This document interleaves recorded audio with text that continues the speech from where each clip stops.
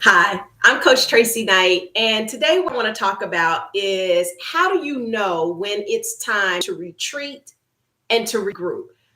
I am very clear that many of us are super ambitious men and women who want to achieve success. That's how most human beings are. You want to achieve success in some area of your life. Maybe it's success in your career. Maybe it's success in your marriage or your family and feeling like you're a successful partner or parent. Maybe it's just to feel whole and complete and you want to feel like you're just winning at life. But in any case, it's natural for us as human beings to feel like we're successful. And the thing about success is it's all defined internally. Now, when we're on the journey to success, because success for sure is a process, right? A lot of us just focus on the end game, what it looks like at the end, not recognizing that a lot of times there are a lot of little small wins along the way. Because we get so focused on this end result, what ends up happening is we can feel defeated.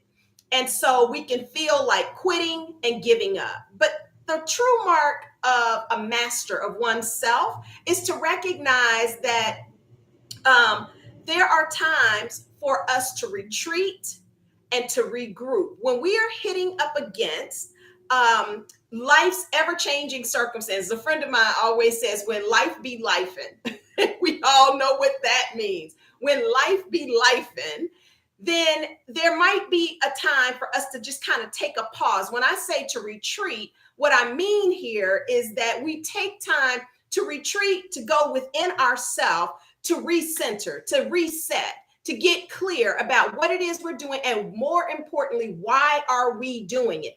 Taking this pause gives us an opportunity to really get clear about our true intention, to make sure that we're still in alignment and to see what is working and what is not working. There are a lot of ups and downs in life. For example, you can be working in a career and striving to get to a certain level, but you definitely are feeling burnout. So when you feel burnout, that is your body signaling that it is time for you to retreat, pause, and regroup so that you can see what is working and what's not.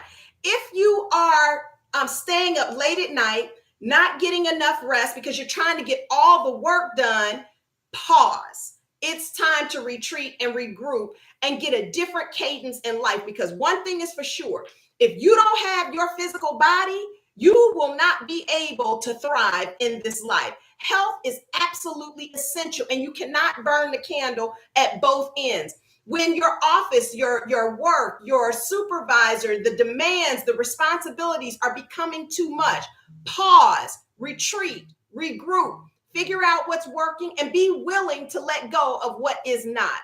Another time might be in our relationships. When our relationships are on the fritz, maybe we're going through a breakup, or perhaps there has been a death in one of our relationships. That is a time for us to pause, retreat, regroup, so that we can get clear, so that we can allow ourselves time to heal. Not all relationships, actually, no relationship is meant to span an entire lifetime. Think about that for a moment.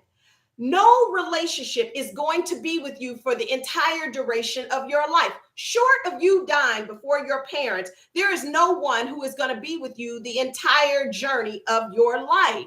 And so the only person that is really going to be there is you, the person who is staring at you in the mirror every single day. And so you need to make sure that person is whole. You need to make sure that person is steady, that person is grounded. Because when you bump up against life circumstances, life be life, and relationships be relationshiping. That's not even a word. However, you get what I'm saying. When we are having beefs, arguments, disappointments, letdowns, just there's so much to do in the relationship. You're managing children, and maybe you aren't finding time to reconnect with one another, or maybe you've outgrown each other. It is time for you to pause, retreat, and regroup. Retreat doesn't mean that you have to break up at that moment. That's not what that means. It does mean for you to take time to get clear about what it is that you truly are feeling, what it is that you want, what it is that you need, and how can you provide that for yourself.